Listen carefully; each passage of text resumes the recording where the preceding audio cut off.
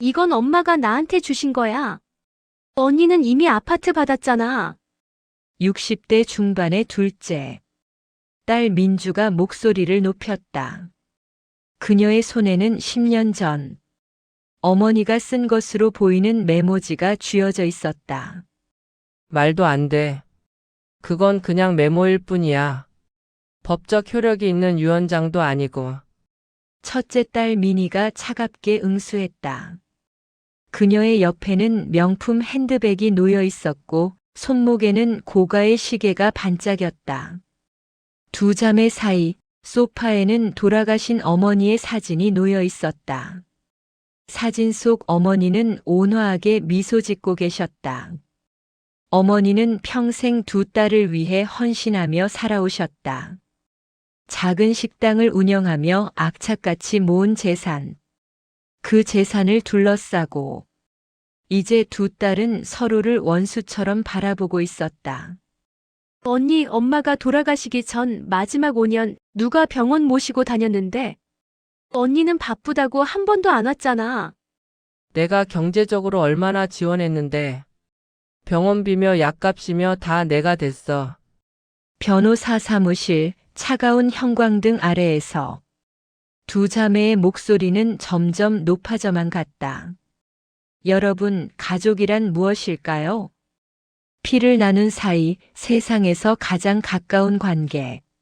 하지만 때로는 그 가까운 사이가 돈 앞에서 가장 먼 사이가 되기도 합니다. 오늘 들려드릴 이야기는 한 평범한 가정에서 실제로 일어났던 상속 분쟁의 기록입니다. 사랑했던 가족이 어떻게 법정에서 만나게 되었는지, 그 과정에서 무엇을 잃고 무엇을 얻었는지 함께 들어보시겠습니다. 오늘 영상이 도움이 되셨다면 구독과 좋아요 부탁드립니다. 알림 설정까지 해주시면 새로운 이야기를 가장 먼저 만나보실 수 있습니다. 그럼 이제 이야기를 시작하겠습니다. 김순자 여사 78배 나이로 세상을 떠나셨다. 그녀는 평생을 두 딸을 위해 살았다. 남편을 일찍 여의고 혼자 힘으로 작은 국밥집을 운영하며 두 딸을 대학까지 보냈다. 새벽 4시면 일어나 국물을 우려내고 밤 11시가 되어서야 가게 문을 닫았다. 손님이 없는 날에도 묵묵히 가게를 지켰고 명절에도 쉬지 않았다. 그렇게 모은 돈으로 첫째 미니에게는 결혼할 때 아파트 한 채를 사주었다. 당시 시세로 약 3억 원 정도 하는 아파트였다. 미니는 좋은 대학을 나와 대기업에 다니는 남편을 만나 결혼했다. 경제적으로 안정된 생활을 하고 있었지만 어머니는 딸의 앞날을 위해 아파트를 선물했다. 둘째 민주는 언니보다 공부를 좀 덜 했다. 전문대를 나와 작은 회사에 취직했고 남편도 평범한 회사원이었다. 어머니는 민주에게도 결혼할 때 같은 금액을 주려고 했지만 민주는 현금보다는 나중에 받겠다고 했다. 민주 부부는 전세로 시작해서 조금씩 돈을 모으고 있었다. 세월이 흘러 순자 여사는 70이 넘어서면서 건강이 나빠지기 시작했다. 당뇨병이 있었고 무릎 관절도 좋지 않았다. 혼자 사는 것이 점점 힘들어졌다. 가게는 오래전에 정리했고 그동안 모은 돈과 가게를 팔아서 장만한 작은 아파트에서 홀로 생활하고 있었다.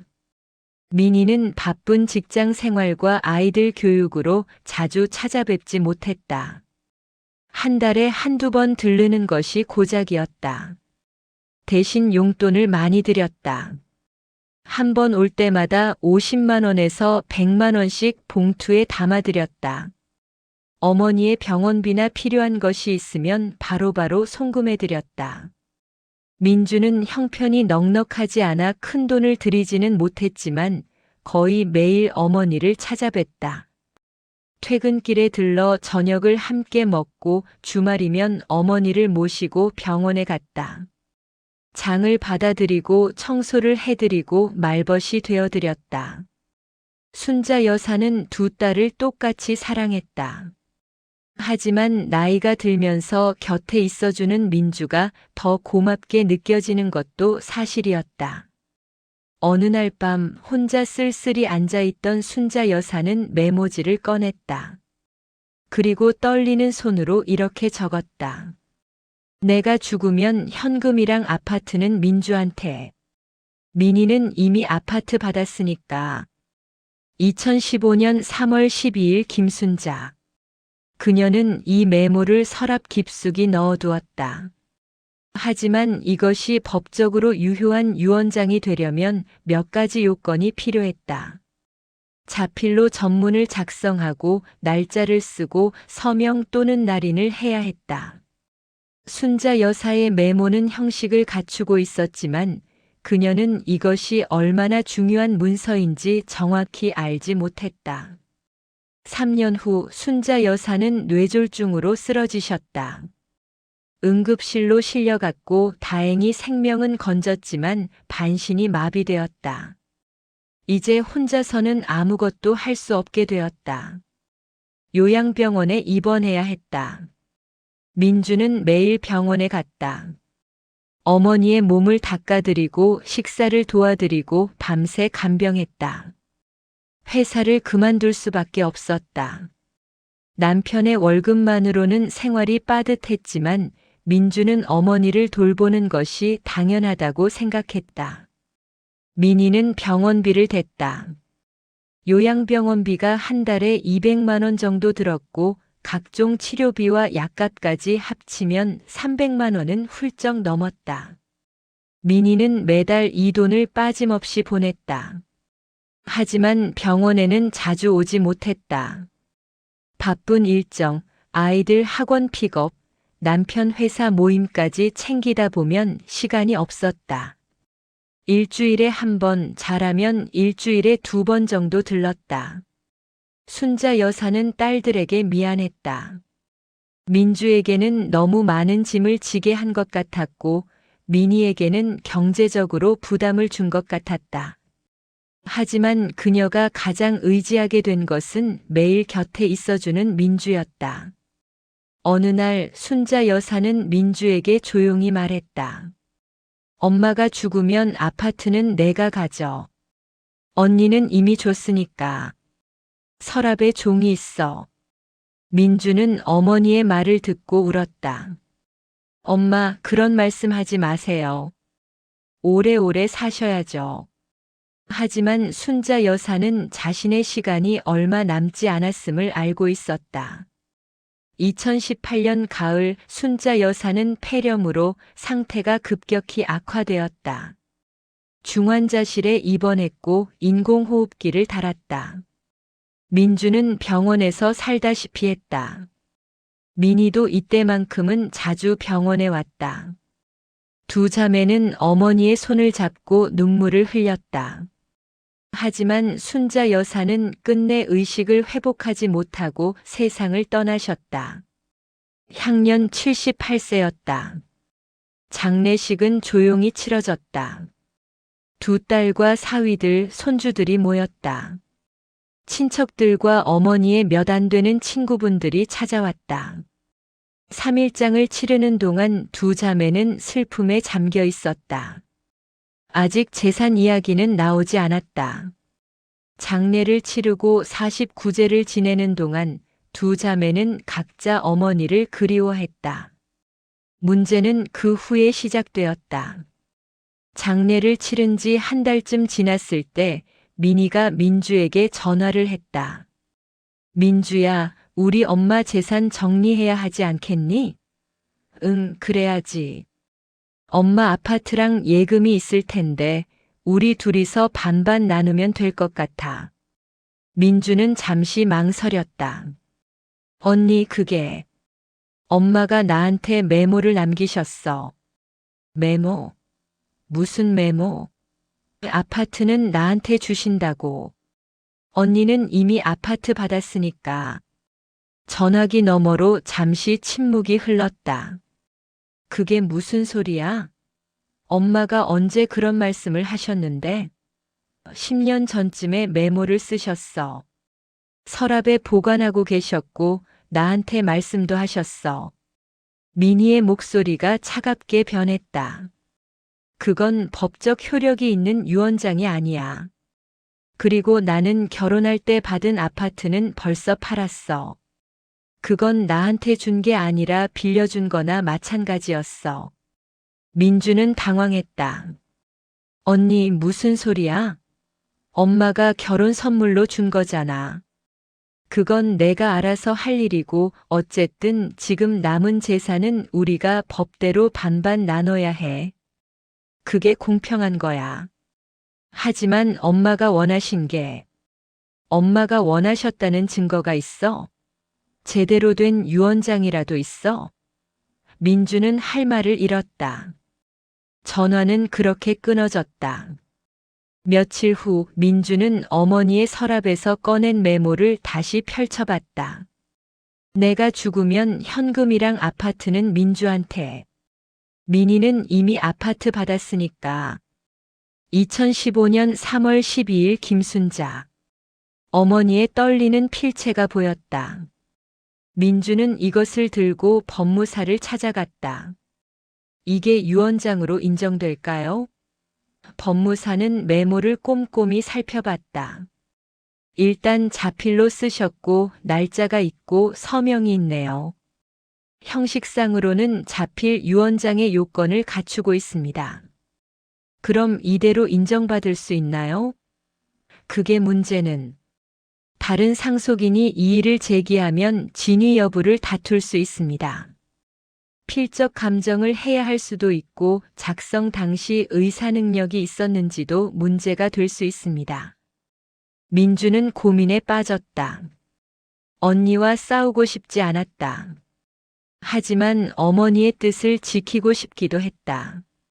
그리고 솔직히 말하면 민주 자신도 그 재산이 절실히 필요했다. 회사를 그만두고 어머니를 간병하느라 빚도 생겼다. 남편의 월급만으로는 생활이 빠듯했다. 아이들 교육비도 걱정이었다. 한편 민희도 나름의 생각이 있었다. 어머니께 경제적으로 그렇게 많이 도왔는데 그것도 고려되어야 한다고 생각했다. 지난 5년간 어머니께 드린 돈만 계산해도 수천만 원이 넘었다. 병원비, 생활비, 용돈까지 합치면 어머니 재산의 상당 부분이 자신의 돈으로 유지된 것이나 마찬가지였다. 두 자매는 각각 변호사를 선임했다. 이제 가족 간의 대화는 변호사를 통해서만 이루어졌다. 민주 측 변호사는 유언장의 유효성을 주장했다. 고인께서 명확한 의사로 자필 유언장을 작성하셨습니다. 형식적 요건을 모두 갖추고 있으며 내용도 분명합니다. 민희 측 변호사는 유언장의 효력을 다투었다. 첫째, 이것이 정말 고인이 작성한 것인지 확인이 필요합니다. 필적 감정이 필요합니다. 둘째, 작성 당시 고인의 정신 상태가 온전했는지 의문입니다. 셋째, 설령 유언장이 유효하다 하더라도 의뢰인에게는 유류분 청구권이 있습니다. 유류분이란 상속인이 법적으로 보장받는 최소한의 상속 몫이다. 자녀의 경우 법정 상속분의 2분의 1이 유류분으로 보장된다. 순자 여사의 재산은 대략 이랬다. 아파트 시세 4억 원, 예금 1억 원, 총 5억 원 정도였다. 자녀가 2명이니 법정 상속분은 각각 2억 5천만 원이었다. 따라서 유류분은 각각 1억 2,500만 원이었다. 만약 유언장대로 민주가 모든 재산을 상속받는다면 민희는 최소한 1억 2,500만 원은 받을 권리가 있다는 것이다. 하지만 민희 측은 여기서 한 발 더 나아갔다. 고인께서 첫째 딸에게 이미 증여한 아파트 3억 원은 특별 수익으로 계산되어야 합니다. 따라서 상속 재산의 1을 가산하여 총 8억 원으로 보고 상속분을 계산해야 합니다. 특별 수익이란 상속인이 생전에 받은 증여를 말한다. 이것을 상속 재산에 더해서 각자의 상속분을 계산한 후 이미 받은 특별 수익을 빼는 방식으로 정산한다.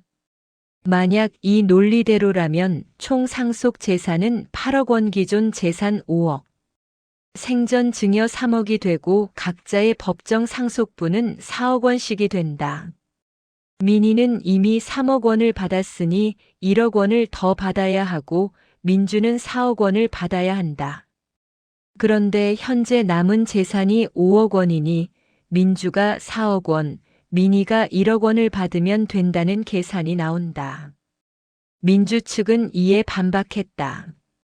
첫째, 언니가 받은 아파트는 벌써 20년도 더 된 일입니다. 특별 수익으로 인정하기에는 시간이 너무 많이 지났습니다.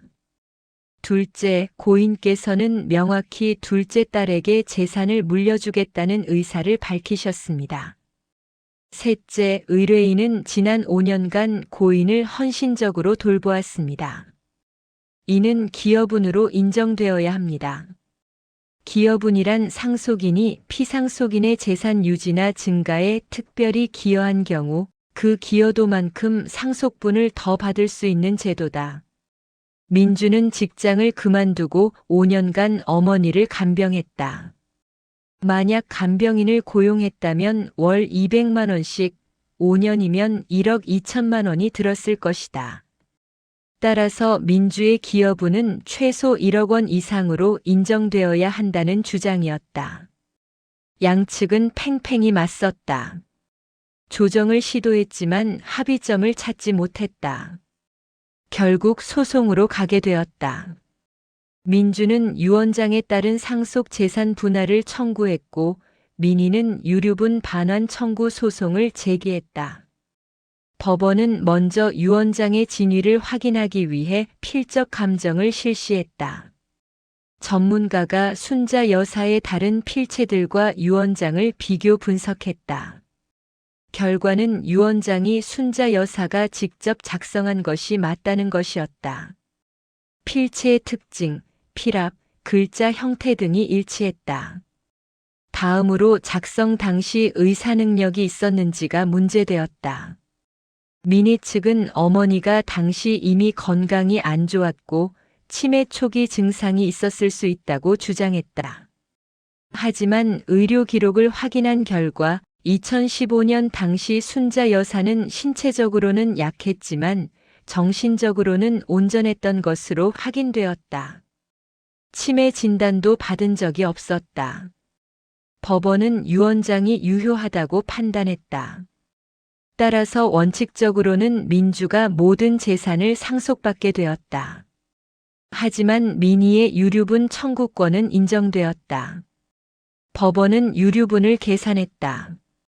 총 상속 재산 5억 원, 민희의 유류분은 1억 2,500만 원이었다. 그런데 여기서 특별 수익을 어떻게 계산할 것인가가 또 다른 쟁점이 되었다. 법원은 20년 전의 증여도 특별 수익으로 인정했다. 민법에는 특별 수익의 시효 규정이 없기 때문이었다. 따라서 총 상속 재산은 8억 원으로 계산되었다. 민희의 법정 상속분은 4억 원, 유류분은 2억 원이었다. 민희는 이미 3억 원을 받았으므로 유류분에는 미달하지 않는다는 계산이 나왔다. 결국 민희의 유류분 청구는 기각되었다. 하지만 이야기는 여기서 끝나지 않았다. 민희는 항소했다. 항소심에서 민희 측은 새로운 주장을 했다. 첫째 딸이 받은 아파트는 증여가 아니라 차용이었습니다. 고인께서는 나중에 돌려받을 생각이었습니다. 실제로 고인께서 첫째 딸에게 여러 차례 아파트를 팔아서 돈을 돌려달라고 요청하셨습니다. 이를 뒷받침하기 위해 민희는 어머니와 주고받은 문자 메시지를 증거로 제출했다. 몇 년 전 어머니가 민희야, 엄마가 돈이 좀 필요한데 그 아파트 팔아서 돈 좀 보내줄 수 있니? 라고 보낸 메시지가 있었다. 민주 측은 이에 반박했다. 고인께서 일시적으로 돈이 필요해서 그런 말씀을 하신 것이지 아파트 증여 자체를 번복하신 것이 아닙니다. 실제로 첫째 딸은 그 요청에 응하지 않았고 고인께서도 더 이상 요구하지 않으셨습니다. 항소심 재판부는 양측의 주장을 모두 들었다. 그리고 추가 증거 조사를 실시했다. 당시 아파트 증여 과정을 아는 지인들을 증인으로 소환했다. 친척 한 분이 증언했다. 순자 씨가 민희 결혼할 때 아파트를 사주면서 저한테 이렇게 말씀하셨어요. 큰애는 잘 살 거니까 집 하나 사주고 작은애는 나중에 내가 아프면 돌봐줄 테니까 그때 남은 거 주려고. 그렇게 말씀하셨어요. 이 증언은 어머니가 처음부터 재산을 다르게 분배할 의도가 있었음을 보여주는 것이었다.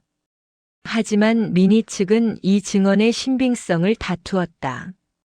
증인은 둘째 딸과 가까운 사이입니다.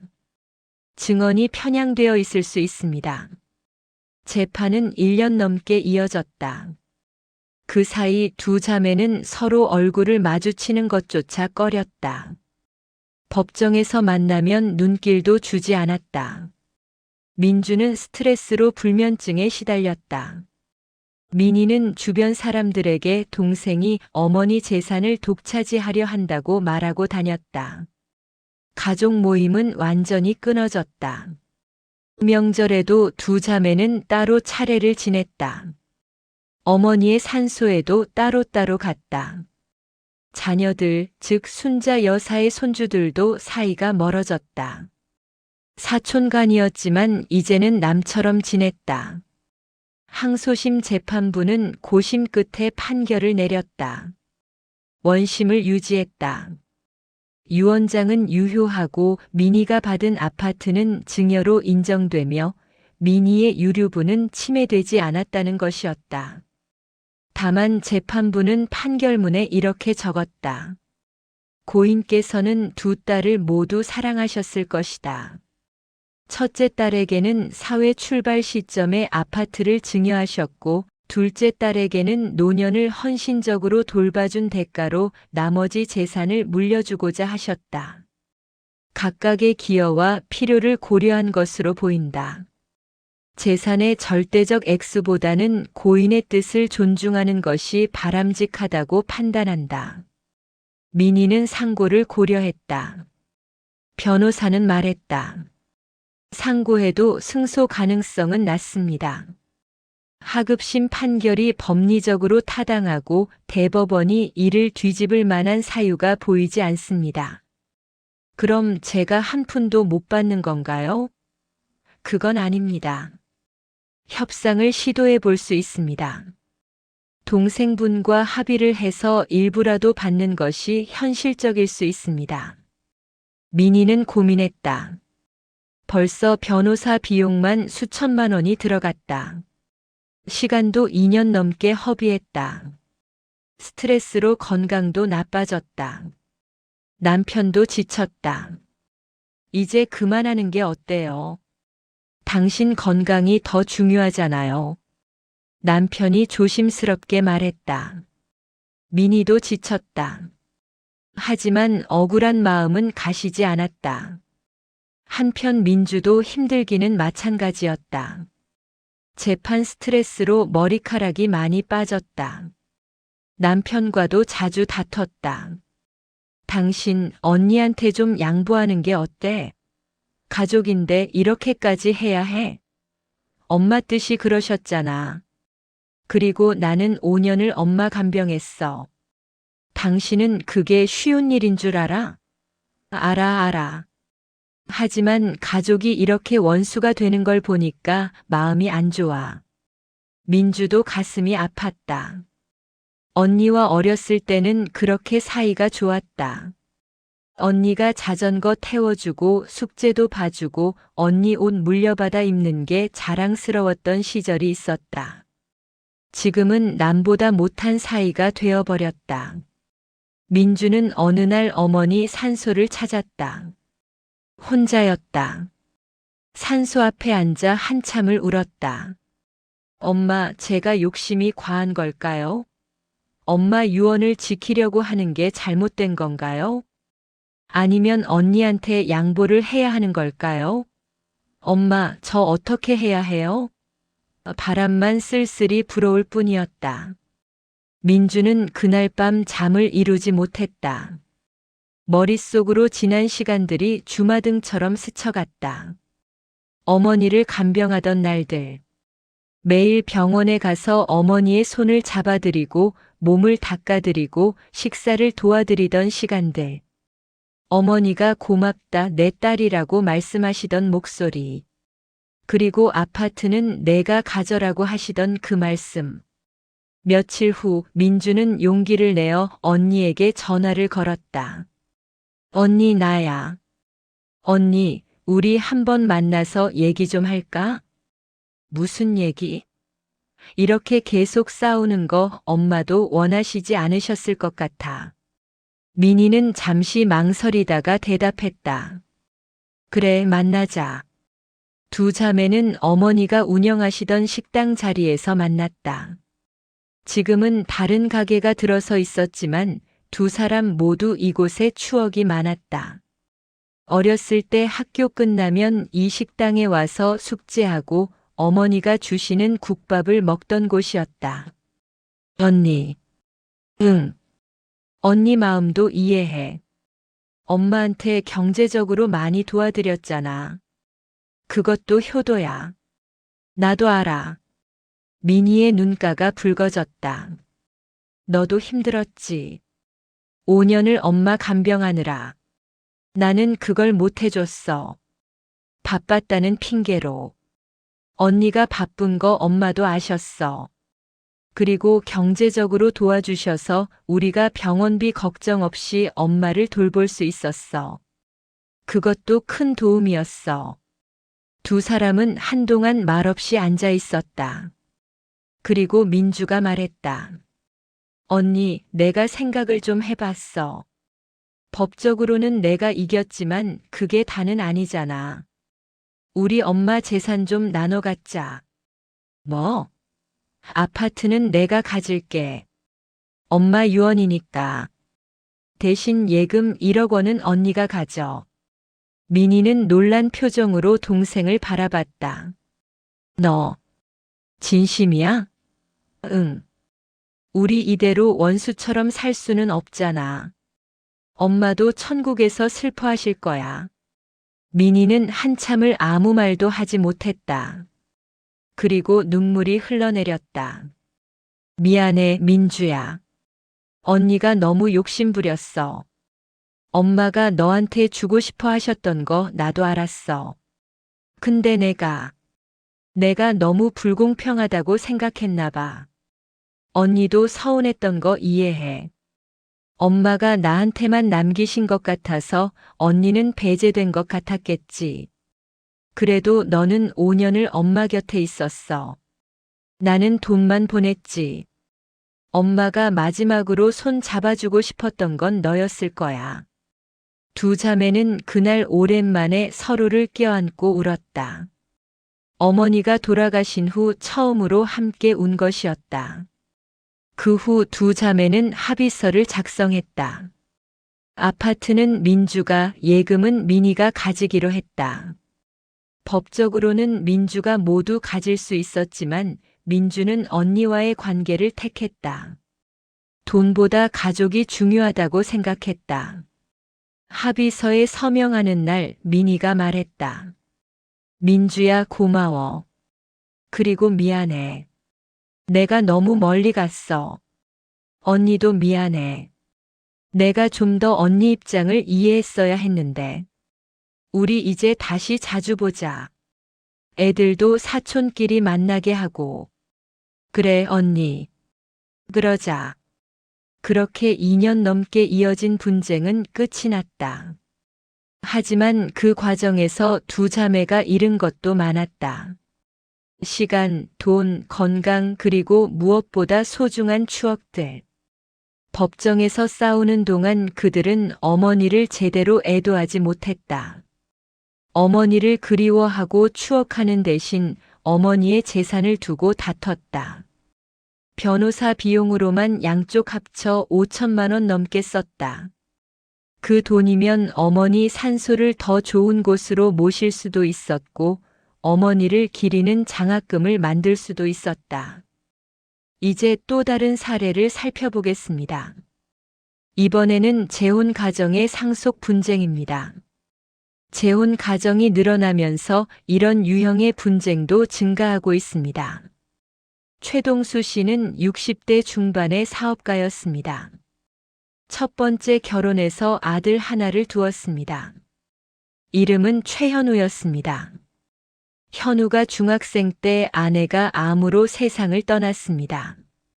최동수 씨는 혼자서 아들을 키웠습니다. 사업을 하면서도 아들에게 소홀하지 않으려고 노력했습니다. 현우는 아버지의 사랑을 받으며 자랐습니다. 아버지와 아들 둘만의 가족이었습니다. 현우가 대학을 졸업하고 직장에 다니기 시작했을 때 최동수 씨는 새로운 사람을 만났습니다. 이름은 강미숙이었습니다. 강미숙 씨도 재혼이었습니다. 전 남편과 이혼하고 딸 하나를 키우고 있었습니다. 딸 이름은 강지현이었습니다. 지현이는 고등학생이었습니다. 최동수 씨와 강미숙 씨는 친구의 소개로 만났습니다. 둘 다 인생의 후반기를 함께할 동반자가 필요했습니다. 서로에게 호감을 느꼈고 몇 개월의 만남 끝에 재혼하기로 했습니다. 현우는 아버지의 재혼을 반대했습니다. 아빠, 왜 재혼을 하셔야 해요? 우리 둘이 잘 살아왔잖아요. 현우야, 아빠도 외로워. 너도 이제 결혼할 나이고 그럼 아빠 혼자 남잖아. 그래도 엄마가 돌아가신 지 얼마나 됐다고요? 15년이나 됐어. 엄마도 아빠가 외롭게 사는 걸 원하지 않으실 거야. 현우는 결국 아버지의 재혼을 받아들였습니다. 하지만 마음속으로는 불편했습니다. 특히 새어머니가 될 강미숙 씨와 그녀의 딸 지현이가 낯설었습니다. 결혼식은 조촐하게 치러졌습니다. 양가 친척들과 가까운 지인들만 초대했습니다. 현우는 식장에서 억지로 웃었습니다. 지현이도 어색한 표정이었습니다. 두 사람 모두 부모의 재혼이 달갑지 않았습니다. 재혼 후 네 식구는 함께 살게 되었습니다. 최동수 씨의 아파트에서였습니다. 넓은 아파트였지만 네 사람이 함께 사는 것은 쉽지 않았습니다. 현우는 직장 생활로 바빴고 주말에만 집에 왔습니다. 지연이는 고등학생이라 학업에 집중했습니다. 최동수 씨와 강미숙 씨는 나름대로 가정을 꾸려가려고 노력했습니다. 하지만 현우와 미숙 씨 사이에는 보이지 않는 벽이 있었습니다. 현우는 미숙 씨를 어머니로 받아들이지 못했습니다. 그냥 아버지의 부인 정도로만 생각했습니다. 미숙 씨도 현우를 자식처럼 대하려고 했지만 현우가 거리를 두니 어려웠습니다. 지현이와 현우도 남매가 되었지만 별로 친하지 않았습니다. 지연이는 공부에 바빴고 현우는 직장에 바빴습니다. 주말에 집에서 마주쳐도 인사만 나눌 뿐이었습니다. 그래도 최동수 씨는 만족했습니다. 함께 사는 사람이 있다는 것만으로도 좋았습니다. 아내와 함께 저녁을 먹고 주말에 산책을 하고 여행도 다녔습니다. 인생의 후반기를 혼자가 아니라 동반자와 함께 한다는 것이 행복했습니다. 세월이 흘러 지연이는 대학을 졸업하고 취직했습니다. 현우는 회사에서 승진하고 결혼도 했습니다. 현우의 결혼식에 최동수 씨 부부가 참석했습니다. 미숙 씨는 계모의 입장으로 조심스럽게 행동했습니다. 현우의 장인 장모를 만나는 자리에서도 뒤로 물러나 있었습니다. 현우는 장인 장모에게 미숙 씨를 소개하면서 아버지의 부인입니다 라고만 말했습니다. 어머니라는 호칭은 사용하지 않았습니다. 미숙 씨는 씁쓸했지만 내색하지 않았습니다. 현우가 결혼하고 분가하자 집에는 최동수 씨 부부와 지연이만 남았습니다. 지연이도 곧 결혼 준비를 하고 있었습니다. 남자친구와 사귀 지 몇 년 되었고 조만간 결혼할 계획이었습니다. 최동수 씨는 지연이에게도 아버지처럼 대했습니다. 결혼 준비금을 주었고 살림 장만하는 것도 도와주었습니다. 지연이는 최동수 씨에게 고마워했습니다. 아버지 감사합니다. 제 친아버지도 이렇게까지 안 해주셨을 거예요. 뭘 당연한 거지. 이제 우리 식구잖아. 지연이는 눈물을 글썽였습니다. 친아버지는 이혼 후 연락이 끊겼고 양육비도 제대로 보내지 않았습니다. 최동수 씨가 재혼해서 어머니와 자신을 받아준 것이 너무 감사했습니다. 지연이는 최동수 씨를 진심으로 아버지로 생각하게 되었습니다. 반면 현우는 아버지가 지연이에게 잘해주는 것이 불편했습니다. 아버지가 지연이한테 결혼 자금을 얼마나 주셨대요? 현우가 아내에게 물었습니다. 5천만 원이라던데. 뭐? 5천만 원이나? 당신도 결혼할 때 그 정도 받았잖아. 그건 다르지. 나는 친아들이고 지연이는. 현우는 말을 마치지 못했습니다. 하지만 속마음은 분명했습니다. 지연이는 피 한 방울 섞이지 않은 남이고 아버지의 재산은 자신이 물려받아야 한다고 생각했습니다. 지연이가 결혼하고 나자 집에는 최동수 씨 부부만 남았습니다. 둘이서 조용하고 평화로운 노년을 보냈습니다. 함께 등산도 다니고 문화센터에서 취미 활동도 했습니다. 친구들과 여행도 자주 갔습니다. 행복한 시간이었습니다. 하지만 최동수 씨의 건강이 나빠지기 시작했습니다. 70대에 들어서면서 당뇨병 진단을 받았고 몇 년 후에는 암이 발견되었습니다. 폐암이었습니다. 병원에서는 수술과 항암 치료를 권했습니다. 최동수 씨는 치료를 받았지만 암은 쉽게 물러가지 않았습니다. 미숙 씨는 남편을 정성껏 간병했습니다. 병원에 매일 찾아가고 식사를 챙겨주고 밤을 새워 간호했습니다. 현우는 가끔 병문안을 왔습니다. 바쁜 직장 생활과 자신의 가정이 있어서 자주 오지 못했습니다. 지연이는 일주일에 한두 번 병원에 왔습니다. 어머니를 도와 아버지를 간병했습니다. 최동수 씨는 자신의 시간이 얼마 남지 않았음을 알았습니다. 그는 변호사를 불러 유언장을 작성했습니다. 공증 유언으로 정식 절차를 밟았습니다. 유언 내용은 이러했습니다. 나의 전 재산은 다음과 같이 분배한다. 아내 강미숙에게 50%, 아들 최현우에게 30%, 의붓딸 강지현에게 20%. 미숙은 나의 노년을 함께 해주었고 병들었을 때 헌신적으로 간병해 주었다. 현우는 나의 친아들로서 당연히 상속받을 자격이 있다.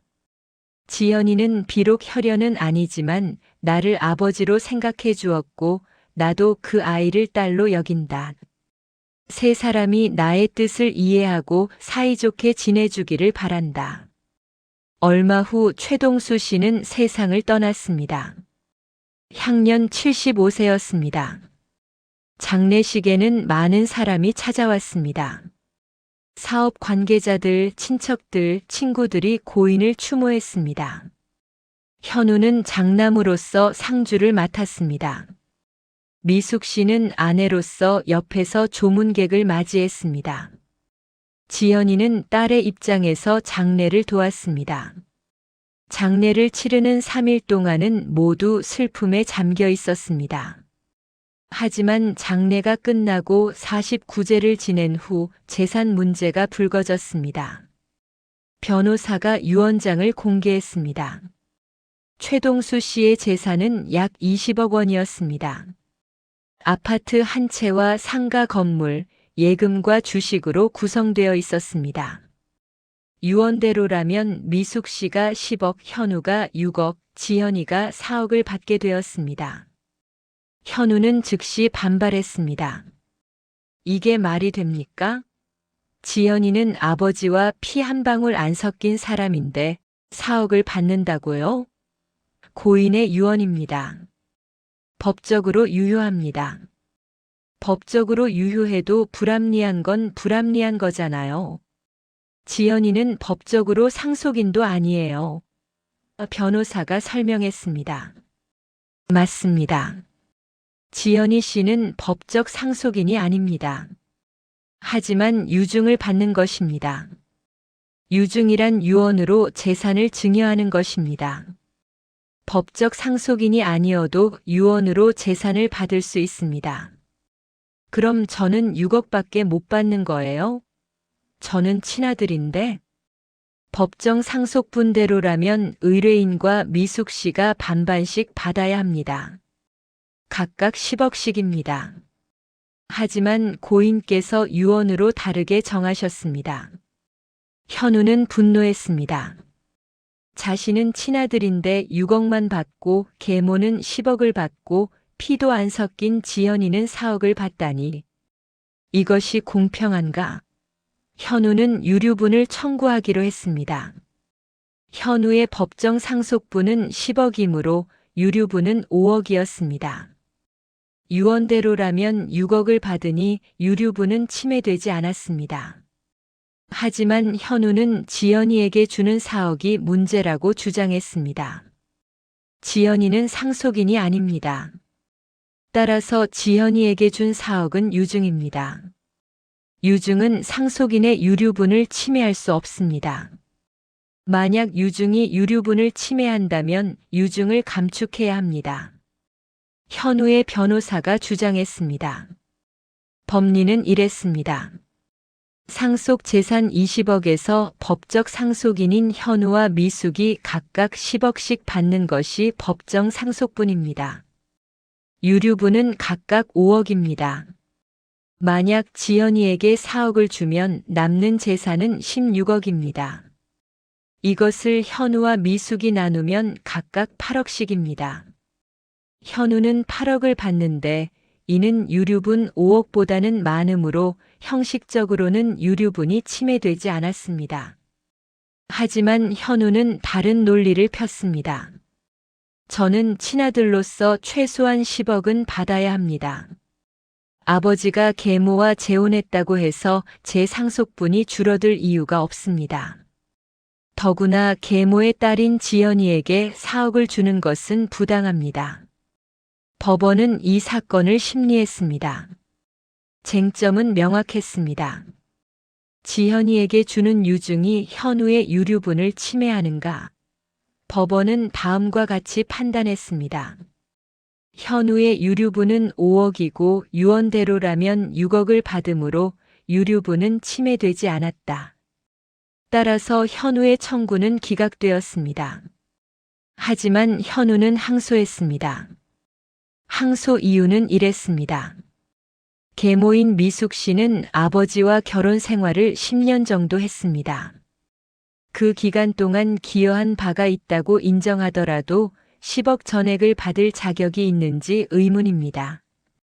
특히 지연이는 의붓딸로서 법적 상속 권리가 전혀 없습니다. 4억은 과도한 유증입니다. 미숙 씨는 슬펐습니다. 자신은 10년 동안 최동수 씨의 아내로서 최선을 다했습니다. 남편을 사랑했고 존중했고 아플 때 간병했습니다. 그런데 의부사들은 자신을 재산을 노린 사람으로 보는 것 같았습니다. 지연이도 억울했습니다. 오빠, 저는 아버지를 진심으로 아버지로 생각했어요. 아버지도 저를 딸로 여겨주셨고요. 그런데 오빠는 저를 남으로 보시는 거예요? 지연아, 미안하지만 우리는 남이야. 내가 아버지를 아버지로 생각한 건 알겠어. 하지만 법적으로 너는 상속인이 아니야. 4억은 너무 과한 것 같아. 저는 돈이 아니라 아버지의 마음이 중요해요. 아버지가 저한테 주고 싶으셨던 거예요. 그건 아버지가 계모한테 설득당해서 그런 거 아니야? 현우는 미숙 씨가 아버지를 조종해서 유언장을 그렇게 쓰게 했다고 의심했습니다. 아버지가 병들어 의식이 흐릿할 때 유언장을 쓰게 했을 거라고 생각했습니다. 하지만 유언장은 공증을 받았고 당시 최동수 씨는 의사 능력이 온전했다는 것이 의료 기록으로 증명되었습니다. 공증인도 최동수 씨가 명확한 의사로 유언 내용을 진술했다고 확인했습니다. 항소심에서도 현우는 패소했습니다. 법원은 원심을 유지했습니다. 재판부는 판결문에서 이렇게 밝혔습니다. 고인께서는 재혼한 아내와 그 딸을 가족으로 받아들였다. 유언 내용은 고인의 자유로운 의사에 따른 것이며 각 사람의 기여와 관계를 고려한 것으로 보인다. 상속인의 유류분이 침해되지 않았으므로 유언은 유효하다. 항소심에서도 현우는 패소했습니다. 법원은 원심을 유지했습니다. 재판부는 판결문에서 이렇게 밝혔습니다. 고인께서는 재혼한 아내와 그 딸을 가족으로 받아들였다. 유언 내용은 고인의 자유로운 의사에 따른 것이며 각 사람의 기여와 관계를 고려한 것으로 보인다. 상속인의 유류분이 침해되지 않았으므로 유언은 유효하다. 현우는 상고를 포기했습니다. 더 이상 싸워봤자 이길 가능성이 없다는 것을 알았습니다. 하지만 마음의 응어리는 풀리지 않았습니다. 결국 유언대로 재산이 분배되었습니다. 미숙 씨는 10억, 현우는 6억, 지연이는 4억을 받았습니다. 하지만 이 과정에서 가족 관계는 완전히 파괴되었습니다. 현우는 미숙 씨와 지연이를 완전히 남으로 여겼습니다. 명절에도 찾아가지 않았고 연락도 끊었습니다. 미숙 씨는 외로웠습니다. 남편도 떠나고 의부사들과도 사이가 벌어졌습니다. 딸 지연이만이 곁에 있었습니다. 지연이도 마음이 무거웠습니다. 오빠로 생각했던 현우와 이렇게 멀어지게 될 줄은 몰랐습니다. 돈 때문에 가족이 원수가 되었습니다. 세월이 흘러 미숙 씨는 70대가 되었습니다. 건강이 나빠지기 시작했습니다. 고혈압과 당뇨가 있었고 관절염도 심했습니다. 지연이는 어머니를 모시고 살았습니다. 결혼한 후에도 어머니가 혼자 계시는 것이 걱정되어 가까운 곳에 집을 얻었습니다. 매일 어머니를 찾아뵙고 식사를 챙겨드리고 병원에 모셔갔습니다. 현우는 소식이 없었습니다. 미숙 씨는 가끔 현우가 궁금했습니다. 잘 지내고 있는지, 손주들은 건강한지. 하지만 연락할 용기가 나지 않았습니다. 어느 날 미숙 씨는 지연이에게 말했습니다. 지연아, 엄마가 죽으면 내가 받은 돈은 너하고 현우 오빠하고 반반 나눠 가져. 엄마, 무슨 소리예요? 오빠는 저희한테 관심도 없는데요. 그래도 그 사람도 아버지의 아들이야. 내가 받은 돈의 절반은 원래 그 사람 몫이기도 해. 지연이는 이해할 수 없었습니다. 그렇게 자신들을 외면한 사람에게 왜 재산을 나눠줘야 하는지. 하지만 어머니의 뜻이니 따르기로 했습니다. 미숙 씨는 유언장을 작성했습니다. 자신의 재산 10억 원을 지연이와 현우에게 반반씩 주기로 했습니다. 지연이는 5억, 현우는 5억. 그리고 유언장에 이렇게 적었습니다. 현우야, 미안하다. 내가 아버지 재산을 공평하게 못 받았다고 생각하는 것 같아 마음이 아팠다. 나는 내 아버지를 진심으로 사랑했고 너도 내 아들처럼 여겼다. 비록 너는 나를 어머니로 받아들이지 않았지만 나는 너를 원망하지 않는다. 이 돈을 받고 내 인생 잘 살아라. 그리고 지연이와도 사이좋게 지냈으면 좋겠다. 몇 년 후 미숙 씨는 세상을 떠났습니다. 향년 78세였습니다. 지연이가 혼자 장례를 치렀습니다.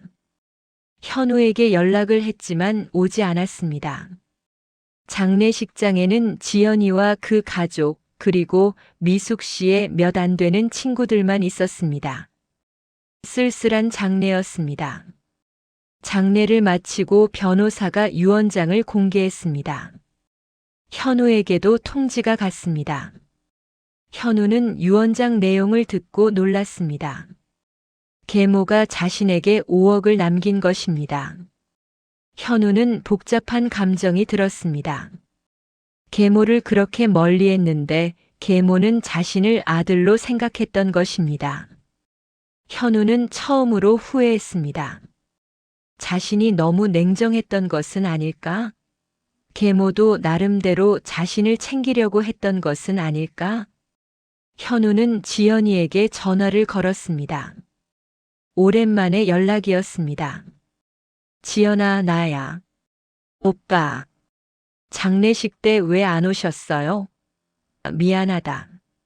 내가 너무 고집을 부렸나 봐. 오빠 엄마가 오빠를 끝까지 생각하셨어요. 유언장 보셨죠? 응, 봤어. 고맙다.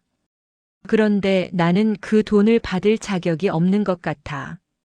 무슨 소리예요? 엄마가 오빠한테 주고 싶으셨던 거예요. 지연아, 내가 너희 어머니한테 너무 못했어. 그리고 너한테도. 우리 한번 만나서 얘기 좀 하자. 두 사람은 만났습니다. 계모의 산소 앞에 서였습니다. 현우는 산소 앞에 무릎을 꿇고 한참을 울었습니다. 어머니, 죄송합니다. 제가 어머니를 어머니로 대접하지 못했습니다. 어머니는 저를 아들로 생각하셨는데 저는 어머니를 남으로만 봤습니다. 용서해 주세요. 지연이도 울었습니다. 오빠, 이제라도 이렇게 와주셔서 감사해요. 엄마도 기뻐하실 거예요. 지연아, 그 5억은 내가 못 받겠어. 내가 가져. 안 돼요. 엄마 뜻이 그러셨는데. 그래도 나는 너희 어머니한테 아무것도 해드린 게 없어. 너는 어머니를 끝까지 모셨잖아. 그 돈은 내가 받는 게 맞아.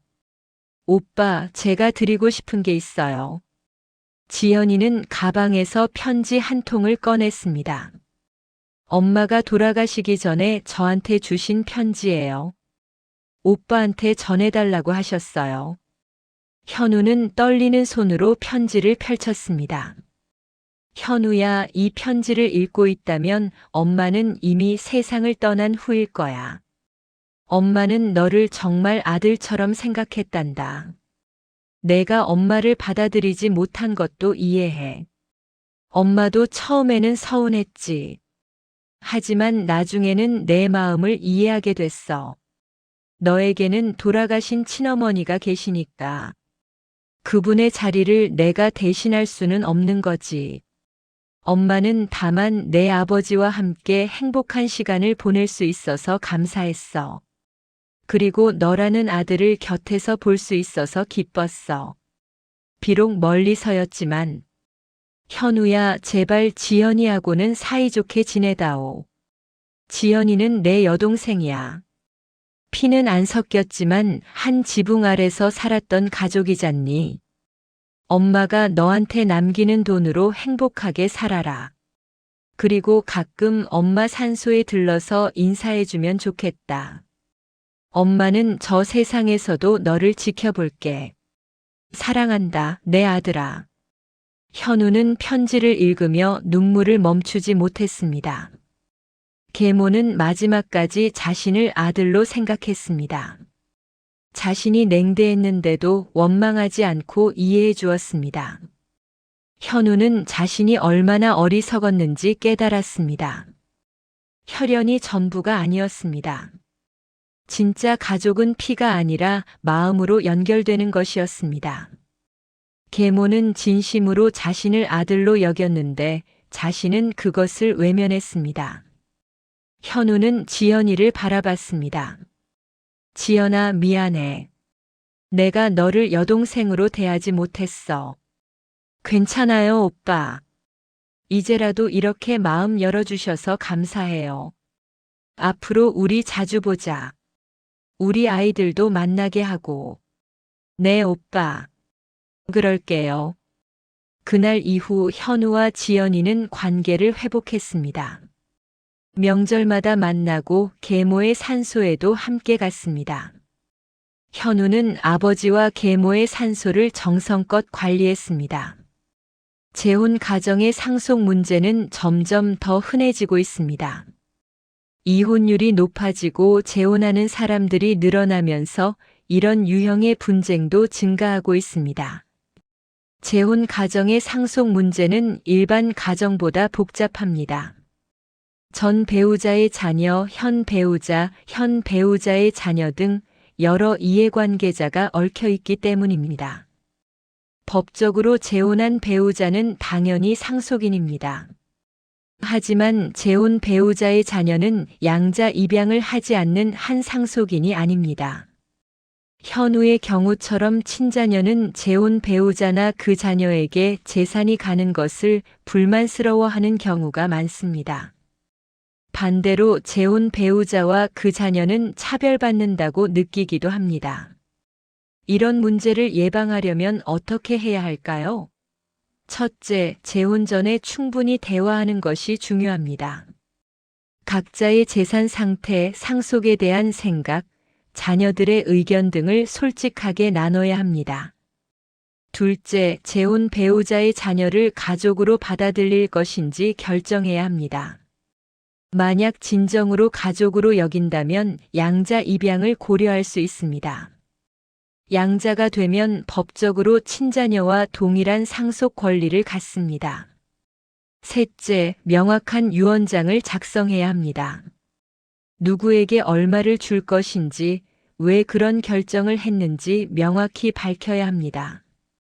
최동수 씨의 경우처럼 공증 유언을 받으면 더욱 확실합니다. 넷째, 살아있을 때 자녀들에게 자신의 생각을 설명해야 합니다. 유언장을 통해서만 알게 되면 충격이 크고 반발도 심합니다. 미리 설명하고 이해를 구하면 분쟁을 줄일 수 있습니다.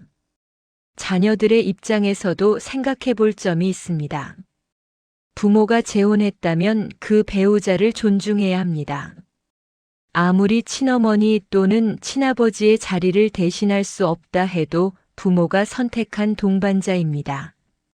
부모의 노년을 함께 해주는 사람입니다. 또한 재혼 가정의 자녀들끼리도 서로를 가족으로 받아들이려는 노력이 필요합니다. 피는 섞이지 않았지만 같은 부모를 모시는 형제자매입니다. 현우처럼 혈연만을 고집하다가 진짜 가족을 잃을 수 있습니다. 재산보다 중요한 것은 가족입니다.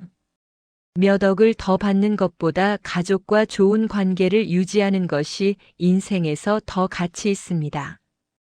마지막으로 한 가지 이야기를 더 들려드리겠습니다. 이것은 저희가 상담했던 한 어르신의 이야기입니다. 그분은 80대 후반이셨는데 4자녀를 두셨습니다. 재산은 약 20억 원 정도 되었습니다. 자녀들은 모두 성공했고 경제적으로 여유가 있었습니다. 어르신은 유언장을 쓰려고 저희를 찾아오셨습니다. 어떻게 나누면 좋을까요? 저희가 물었습니다. 균등하게 나누시는 게 가장 무난합니다. 어르신은 고개를 저으셨습니다. 그게 아니라 아예 안 주면 안 될까요? 네. 그 자식들한테 한 푼도 안 주고 다 사회에 기부하면 안 되나요? 저희는 놀랐습니다. 왜 그러시려고요? 자식들 보니까 다들 돈 있어요. 내 재산 없어도 잘 살 수 있어요. 그런데 세상에는 어려운 사람들이 많잖아요. 내 돈으로 그 사람들을 도우면 좋겠어요. 자녀분들이 뭐라고 하시지 않을까요? 뭐라고 하면 어때요? 내 돈인데 내가 하고 싶은 대로 하는 거죠. 자식들한테 물려줘봤자 싸우기나 할 텐데 차라리 좋은 일에 쓰는 게 낫죠. 어르신은 결국 재산 전부를 사회에 기부하셨습니다. 장학재단을 만들어서 가난한 학생들을 돕기로 하셨습니다. 자녀들에게는 각각 1,000만 원씩만 남기셨습니다. 이건 아버지의 마지막 용돈이다. 맛있는 거 사 먹어라. 자녀들은 처음에는 놀랐습니다. 하지만 아버지의 뜻을 알고 나서는 오히려 자랑스러워했습니다. 우리 아버지는 위대한 분이셨어. 명절 때마다 자녀들은 모여서 아버지 이야기를 합니다. 아버지가 20억을 우리한테 주셨으면 우리 싸웠을까? 당연히 싸웠지. 누가 더 받느냐로. 아버지가 현명하셨어.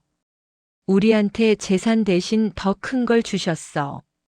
자랑스러운 아버지의 이름을. 이 이야기가 주는 교훈은 무엇일까요? 재산을 남기는 것만이 능사가 아닙니다. 때로는 재산을 남기지 않는 것이 더 나은 선택일 수 있습니다. 자녀들이 싸우지 않게 하는 가장 확실한 방법은 싸울 게 없게 만드는 것입니다. 물론 모든 사람이 이렇게 할 수는 없습니다. 자녀들이 경제적으로 어렵다면 부모는 도와줘야 합니다. 하지만 자녀들이 충분히 잘 살고 있다면 부모의 재산을 사회를 위해 쓰는 것도 훌륭한 선택입니다. 그것이 오히려 자녀들에게 더 큰 유산을 남기는 것일 수 있습니다. 자랑스러운 부모의 이름, 그것이 돈보다 귀한 유산입니다. 상속은 단순히 재산을 물려주는 것이 아닙니다. 그것은 부모의 가치관을 전하는 것입니다. 부모가 무엇을 중요하게 여겼는지, 어떻게 살았는지, 그것이 상속을 통해 드러납니다. 돈만 많이 남기는 것이 좋은 부모가 아닙니다. 자녀들에게 올바른 가치관을 심어주는 것이 진짜 좋은 부모입니다. 재산은 언젠가 다 없어집니다. 하지만 가치관은 대대손손 이어집니다. 여러분은 자녀들에게 무엇을 남기고 싶으십니까? 많은 돈입니까? 아니면 올바른 가치관입니까? 선택은 여러분의 몫입니다. 오늘 우리는 여러 상속 분쟁 사례를 살펴보았습니다. 김순자 여사의 두 딸은 유언장을 두고 싸웠지만 결국 화해했습니다. 최동수 씨의 재혼 가정은 의붓자식에 대한 유증 문제로 다투었고 계모의 희생으로 봉합되었습니다. 이 모든 이야기에서 공통점은 무엇일까요? 법보다 중요한 것은 마음이었습니다. 권리보다 중요한 것은 사랑이었습니다. 돈보다 중요한 것은 가족이었습니다. 여러분이 만약 상속 문제로 고민하고 계시다면 이것을 기억하십시오. 법정으로 가기 전에 먼저 대화하십시오. 변호사를 선임하기 전에 먼저 형제에게 전화하십시오. 유류분을 계산하기 전에 먼저 부모님의 뜻을 헤아리십시오. 그리고 자문해 보십시오. 내가 정말 원하는 것이 무엇인가? 몇 억 원을 더 받는 것인가? 아니면 가족과 좋은 관계를 유지하는 것인가? 법정에서 이기는 것인가? 아니면 마음의 평화를 얻는 것인가? 돈을 가지는 것인가? 아니면 사랑을 지키는 것인가? 진정으로 원하는 것이 무엇인지 알면 선택은 명확해집니다. 인생은 짧습니다. 우리에게 주어진 시간은 한정되어 있습니다. 그 소중한 시간을 법정에서 싸우며 보내고 싶으십니까? 아니면 가족과 함께 행복한 추억을 만들고 싶으십니까? 돈은 벌 수 있습니다. 하지만 시간은 되돌릴 수 없습니다. 한 번 보낸 시간은 다시 오지 않습니다. 가족과 싸우는데 보낸 시간, 법정에 다니는데 쓴 시간, 원한을 품고 지낸 시간. 이 모든 시간을 나중에 후회하게 됩니다. 그때 그냥 양보할 걸. 그때 형한테 먼저 연락할 걸. 그때 돈보다 가족을 선택할 걸. 하지만 후회해도 소용없습니다. 시간은 되돌릴 수 없으니까요. 그러니 지금 선택하십시오. 올바른 선택을 하십시오. 돈이 아니라 가족을 선택하십시오. 권리가 아니라 사랑을 선택하십시오. 법이 아니라 마음을 선택하십시오. 그것이 여러분을 행복하게 만들 것입니다. 그것이 부모님이 진정으로 원하시는 것입니다. 그것이 여러분의 자녀들에게 보여줄 수 있는 가장 좋은 본보기입니다. 상속은 끝이 아니라 시작입니다. 부모가 떠난 후 자녀들이 어떻게 살아갈 것인가의 시작입니다. 그 시작을 싸움으로 하지 마십시오. 화합으로 시작하십시오. 그래야 부모님도 편히 쉬실 수 있습니다. 그래야 여러분도 마음 편히 살 수 있습니다. 오늘 이 이야기를 들으신 모든 분들이 상속 문제로 고통받지 않기를 바랍니다. 만약 이미 갈등을 겪고 계시다면 용기를 내어 화해하시기를 바랍니다. 늦었다고 생각할 때가 가장 빠른 때입니다. 오늘 형제에게 전화하십시오. 미안해, 그리고 사랑해. 이 한마디면 충분합니다. 여러분의 가정에 평화가 깃들기를 바랍니다. 여러분의 가족이 화목하기를 바랍니다. 그리고 여러분이 돈보다 더 소중한 것을 지키며 살아가시기를 바랍니다. 긴 시간 동안 함께 해주셔서 감사합니다. 여러분의 지혜로운 선택을 응원합니다.